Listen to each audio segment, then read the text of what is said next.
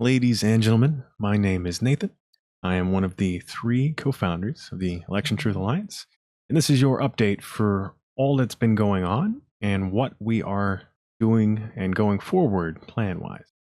Now, we have published 2 out of the expected 3 Pennsylvania Substack posts. If you've not seen our Substack, please go check that out.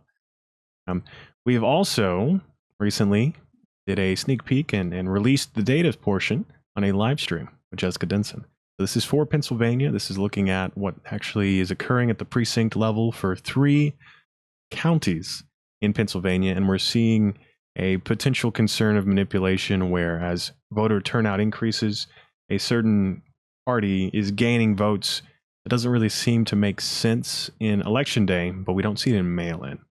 So please, if you have not seen that, go check out her live stream. She also re-uploaded it as this video here. So if you like the shorter form, this one's only like 26 minutes long, so please go check that out. And then here's what all of you have been really wanting to know. You want updates on our plans, our game plan for legal, on donations, on what that looks like. So now we have raised over $30,000. The GoFundMe alone is $30,000. We've raised a bit more than that on our website, direct links. And so with this money, as I said, a majority of it was used to get us to this point. But the donations that have been coming in through the website and through the GoFundMe now have been dedicated towards assembling legal teams or trying to get audits in places we are suspicious of manipulation. So as I mentioned before, I think in our last update video, I mentioned what does that look like? What are those costs? And where are we at in that process? Well, I can say, here's some things I don't want to say. I know it's silly, but we don't want to reveal where these lawsuits are targeting before they're filed. We don't want to reveal who we're working with or any of that stuff. Obviously for the personal information of the people we're working with, but also so that we aren't facing, any interruptions in those cases. So we have assembled a legal team for some of the places that we absolutely know there are concerns of manipulation. We've already paid to initiate working with them. And the process is everyone thinks you can just go in and file a lawsuit. Realistically speaking, you can. But in this case, this is a lawsuit for audits. This is a lawsuit bringing into question our democratic process. And so every legal expert we're working with now, we know it's an uphill battle. And so you can't just go in and drop a lawsuit like what we saw in 2020 and 2022 with the last 4 years of election fraud concerns, because it will just get thrown out of court. You have to build a very strong argument. You have to present all of this evidence and data beforehand. And that's the difference between what we're doing now and what was happening in 2020. Is 2020, they were filing lawsuits to find evidence of election fraud. They were holding up, suspicious things as proof that the elections are rigged and going in and trying to find further support of their arguments. We are doing the opposite. We are building these cases so that we're saying we have evidence of statistical manipulation, of potential statistical manipulation of our elections, and that warrants an audit, that warrants looking at the paper votes.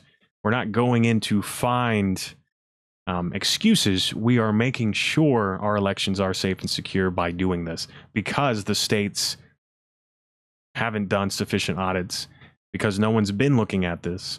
And so that brings up the question of, when and why and where. Well, so as I said, we have a very, very good legal team for targeting a specific location for audits to begin. We are building legal teams for other places we are suspicious of. And it is not cheap and it is not quick. And that is what sucks, is building the cases is a majority of the work, and then filing and then waiting. So what we are doing then is we are doing multiple approaches. We're looking at building multiple cases and filing multiple cases. I don't have an exact timeline. I know I'd said 2 to 3 weeks for the filing. Obviously, I'm not going to file it earlier if we don't think it's going to work. But I would like to see here in a week or two if we can push forward with actually beginning that first filing or not. Obviously, I listen to the legal team when they make these decisions. I'm not a lawyer. So I'm going to listen to the people we're paying to make these decisions, but we are working on it. We are pushing for it. And we don't have a lot of time, and I know that, but we don't get a second chance either. So we have to do this right, and it can't be silly. It can't be a frivolous suit. But we have one team already. We are looking at building at least 2 other teams, depending on the standing and where we go and the data. We have data. We have a lot of data. On that regard, actually, we published Pennsylvania. Now we are working on North Carolina and Iowa. And we are re-looking at Wisconsin and publishing what we have there in the near future. So that'll all go up on our website as well. So if you're not familiar with where we release the actual reports, it's going to be under the analysis section. We update them as we go. So swing states we're looking at, Pennsylvania, we're going to complete that. And then we're also looking at North Carolina. And then Iowa, I know, is not a swing state, but I think that is a critical analysis that we will be hopefully pushing out soon. We'll see what we find there. And then, Wisconsin is, in my opinion, very critical. I bring up Wisconsin because they are recently having a Supreme Court, I believe. So they have their elections going on. The concern here, their Supreme Court election, the problem is they had an audit recently. We looked at the audit originally, and we had to find additional information because at first glance, they really didn't make it clear what they were doing for their audit without digging into multiple documents. So we were concerned that all they did was recount 10% of the paper votes through tabulation machines, and then those numbers added up and they were good to go. We were concerned this is what they did. This is what happens in a lot of other places. And on further review of the data, the analysis, and some feedback from the Wisconsin, I believe, state election board, or whoever it was we specifically were getting some information from, they claim that they do actually just do a hand recount and check it based on the election day reports, and look at it by the location that they've done it. So we are pulling that data. We are reviewing those audits, and we are seeing what exactly they did and the numbers and the results. What we've already found is concerns of the same thing we see in some of the other states that did a targeted audit like that, is they did random samples of locations. But the concern is if they undersampled the places we're seeing the concerns manipulation. Every place we've looked at so far, we've really focused the very dense populated areas to look at, because theoretically, if you were to manipulate an election and your party is a very rural party in the sense that they own a majority of the votes outside of the big population centers, the big cities, there's only 2 ways for you to really influence the election and win a state. Decrease the amount of votes your opposition party gets across the state to bring your numbers up, or you go to these big cities and you somehow get more votes at certain areas or certain turnouts, and you bring those, you bring your percentage of votes up and bring their percentage of votes down.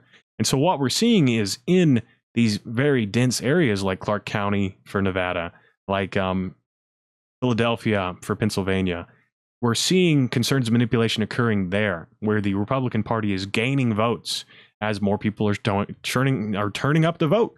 And that doesn't really make sense. So that is our concern, is if you were to cheat and manipulate an election, you would do it in those ways. And so if your audits aren't looking at these denser locations and doing a sufficient actual analysis there and doing targeted audits, you're probably not going to find this, because it may not be occurring as it may not be occurring abundantly enough in these rural areas to catch this. And so that is why when we look at our audits and our approaches, we are specifically attempting to audit the places where we are very concerned, and we have the data, we have the numbers, we know where to look. And so we haven't released a lot of that data or analysis yet, because we really don't want to tip our hand on what exactly is going on. But we will continue to publish analysis for these states as we go forward, because the people need to know. The people need to have concerns. And we have a petition up for Pennsylvania, so please go sign that. I think we're over 6,000 signatures so far. And as I said, we're doing all of this in conjunction. So if you see me on a live stream talking about the data, you see me posting videos, it doesn't mean we're not still working for those lawsuits. It doesn't mean we're not still working for these analysis. It's not just me anymore, right? We have 3 co-founders for the organization, but we're up to 30 different people working in the organization. I am the spokesperson. I am the person who gets out here and talks about these concerns. It doesn't mean that there aren't people still crunching the data in the background or working with the legal team. Back to the case of Wisconsin here. This is a concern because when it comes to offering people money to do something when it comes to voting, I believe in Wisconsin specifically, there are laws against this. Generally, there are laws against this, but one is, the rules about offering incentives to voters, and that would be anything over the value, I believe, $1 to give to someone to incentivize them to vote or not vote for a candidate or a party, or vote in a specific way is a concern and may be illegal. So we saw similar things happen in Pennsylvania where people were paid to perhaps register to vote. The problem and my concern here is we want our elections to be fair and free. We don't want external influence. We don't want manipulation. But we also bring into question, what could you do with this information? If people were to provide you their voting information, they would provide all of the things you would need to vote. The concern then is, what could you do with that data? And so that's why we bring this up as a concern, because we will address these things as we go forward, hopefully. But nonetheless, I think that covers all of the things I needed to highlight right now.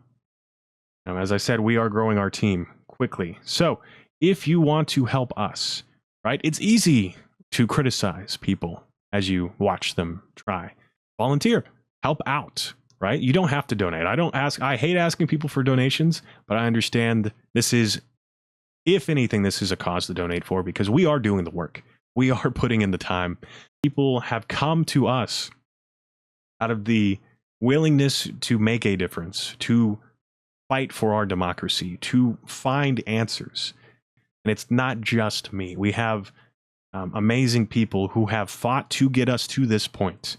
We have people who I can't even tell you about because their privacy is the most important thing to me. That is why I do this, is because I know I can handle being out here on the front line, taking the blows for people who can't put themselves at the same level of risk. That is why the Election Truth Alliance exists, is because someone has to stand up for election truth and transparency, and it will be an uphill battle, and it will put a target on those people's backs.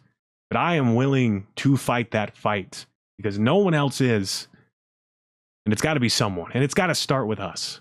So thank you guys so much for the support. I need you to spread the word. Sign the petition for Pennsylvania. Call your representatives. Call the governor. Call the Secretary of State. Call the Attorney Generals. We can get an audit anywhere, and we only need to start in one place. And as I said, suing for it is one way of doing it, and we're doing that because if all else fails, that is an option. But it gets way easier if some of these other states step up and come to the table and have these conversations and these discussions and talk about these problems. And we do audits to make sure it didn't happen. Because if it did, as we said, if our elections are being manipulated, there are serious problems. And that's going to be a real issue with our democracy because your votes weren't counted correctly then. You were cheated in those cases. So we want to make sure that didn't happen. So thank you guys so much.